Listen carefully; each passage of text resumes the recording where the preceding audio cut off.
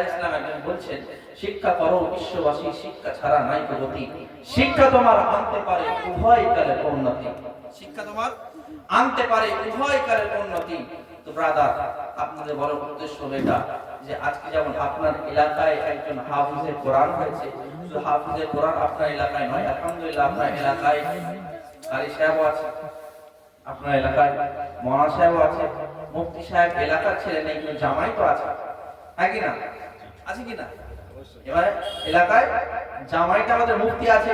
তোমার মাশাআল্লাহ আলহামদুলিল্লাহ আপনাদের কাছে আহ্বান, আপনাদের রিকোয়েস্ট হলো এটা যে আপনারা নিজেদের সন্তানদেরকে মাদ্রাসায় পড়ান এবং নিজের বাড়িকে পরিবর্তন করেন। যদি আমরা পরিবর্তন না হয় তা আমরা এই ইহা জগৎ উহা জগৎকে যদি কামিয়াব করতে চাই তো নিজের ঘরকে পরিবর্তন করতে হবে।